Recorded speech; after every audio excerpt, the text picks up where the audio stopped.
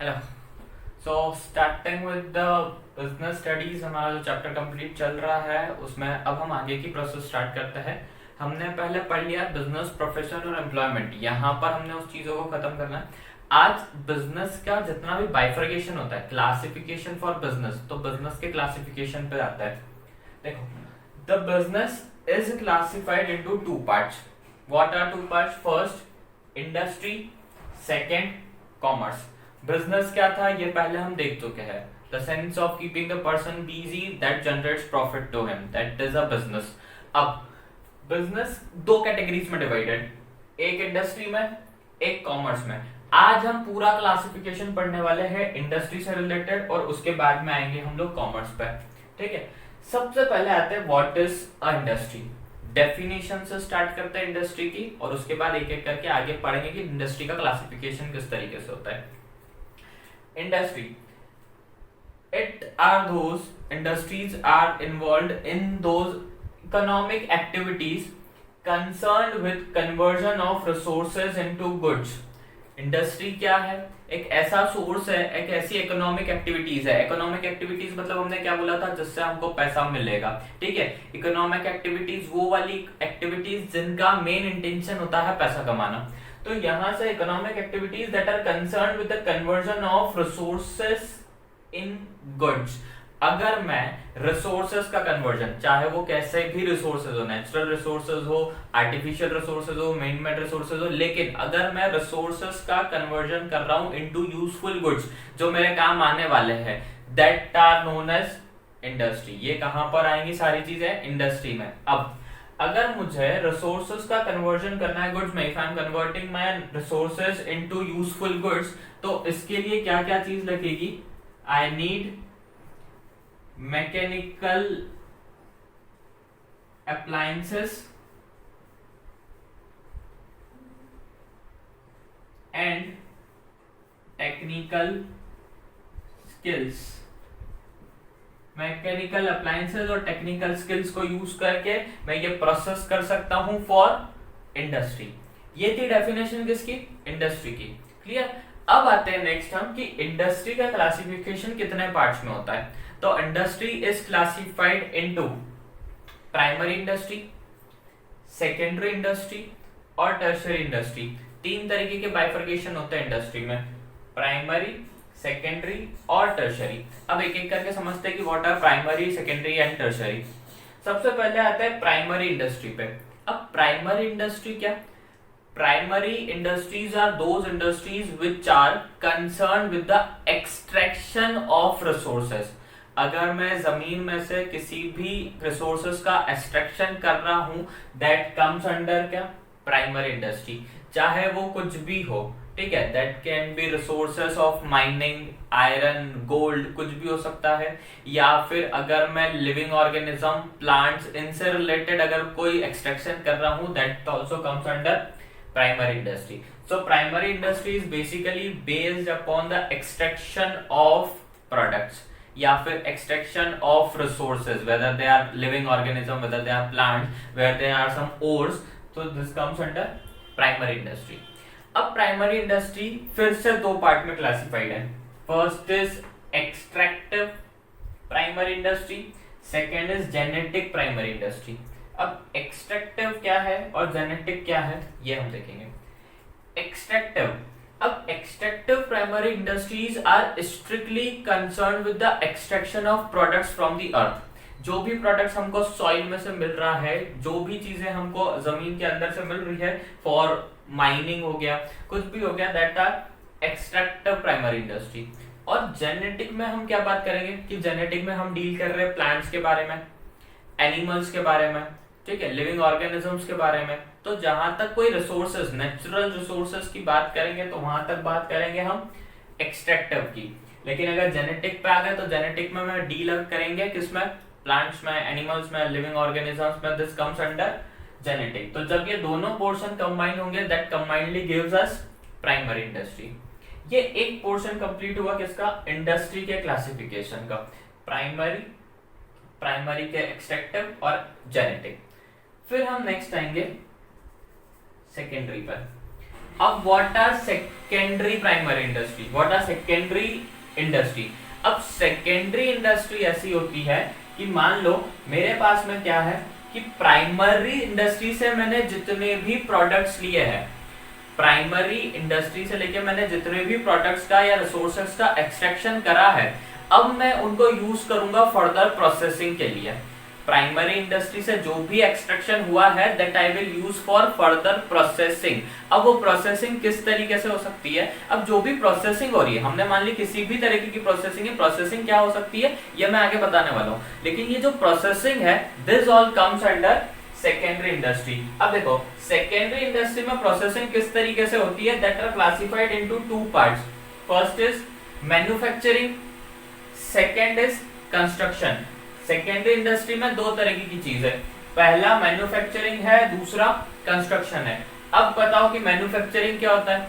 तो मैन्युफैक्चरिंग मतलब कि किसी भी प्रोडक्ट को या फिर रॉ मटेरियल्स को यूज करना फर्दर आगे उसको गुड्स में कन्वर्ट करने के लिए।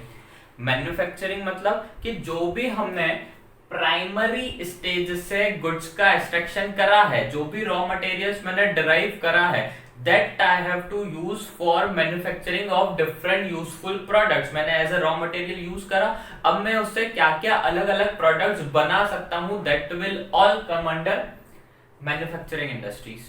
अब मैन्युफैक्चरिंग इंडस्ट्री हो गया और एक हो गया कंस्ट्रक्शन इंजीनियरिंग। अब देखो कंस्ट्रक्शन इंडस्ट्री में क्या होता है, यहाँ तो मैन्युफैक्चर हो गया, कंस्ट्रक्शन में क्या होगा, हम उन रॉ मटेरियल्स को डायरेक्टली यूज करेंगे।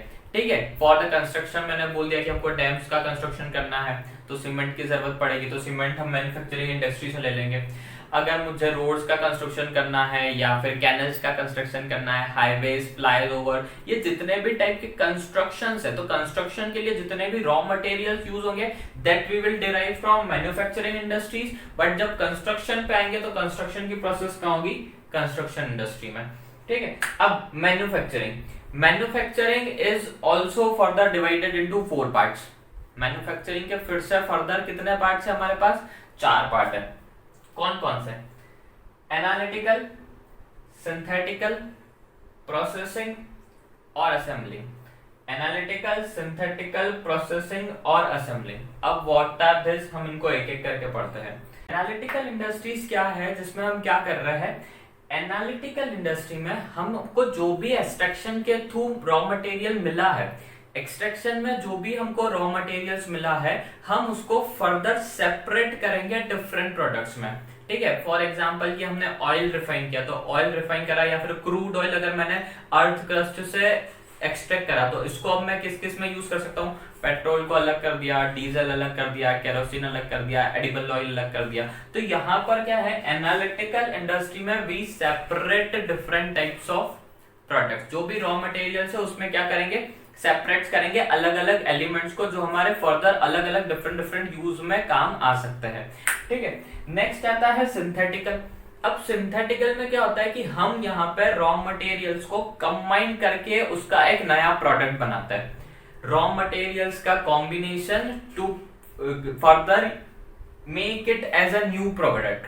ठीक है, further make it as a new product, तो वो किसका काम होता है, सिंथेटिकल का। ये हम सारी चीजें पढ़ रहे हैं मैन्युफैक्चरिंग के अंदर। अगर हम एनालिटिकल की बात करें, एनालिटिकल की, तो हम क्या कर रहे हैं, यहाँ पे प्रोडक्ट्स को सेपरेट कर रहे हैं, रॉ मटेरियल्स में से एलिमेंट्स को सेपरेट कर रहे हैं। सिंथेटिकल में हम रॉ मटेरियल्स में जितने भी एलिमेंट्स है, अलग अलग रॉ मटेरियल्स को लेकर उसको क्या कर रहे हैं, कंबाइन कर रहे हैं। क्यों? ताकि उस कॉम्बिनेशन के बाद में हमारे पास एक नया प्रोडक्ट डिराइव हो सके।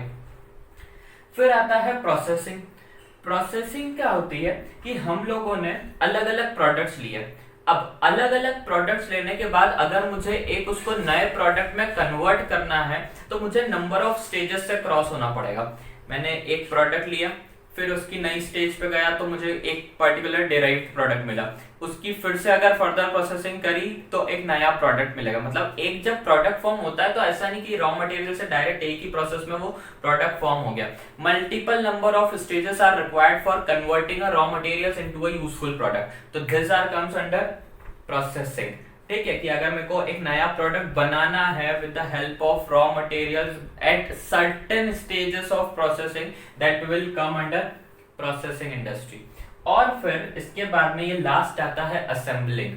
अब असेंबलिंग क्या होता है ये देखते हैं कि मैंने अगर अलग अलग प्रोडक्ट्स बना लिए, फॉर एग्जाम्पल लेते हैं अपना कंप्यूटर सिस्टम की, अब मैंने अलग बना लिया, पहले सीपीयू अलग बना लिया, मॉनिटर अलग बना लिया, कीबोर्ड अलग बना लिया, माउस अलग बना दिया, this all are final products, this can be used now. तो अब ये जो फाइनल प्रोडक्ट्स है, अगर मैं सिर्फ कीबोर्ड खरीदूंगा तो कीबोर्ड को मैं कैसे चलाऊंगा, I can not use it.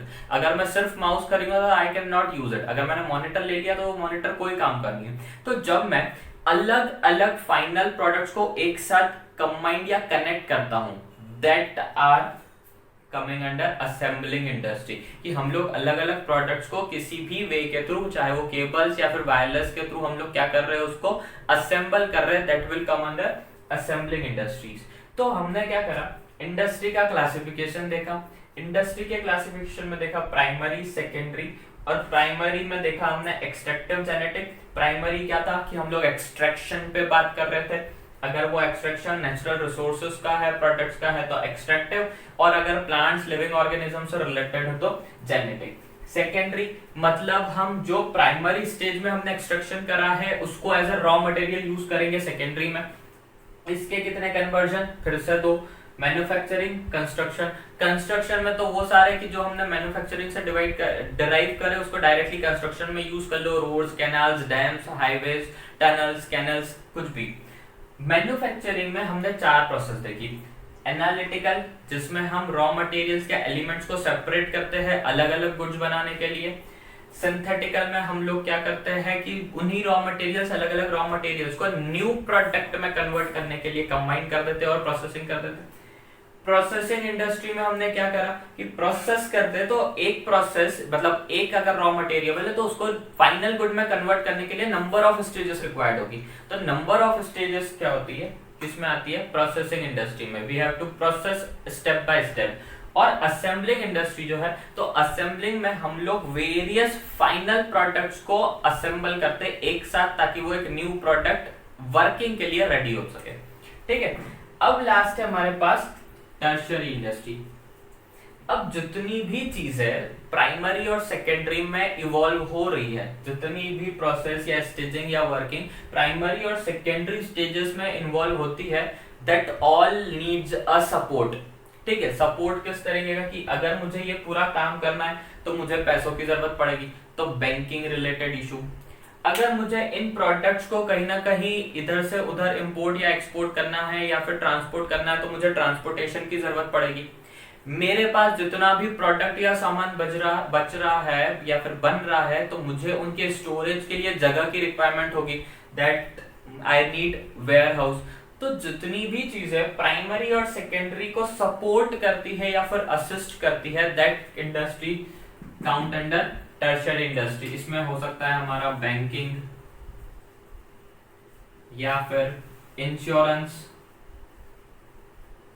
Warehouse, all this comes under tertiary industry.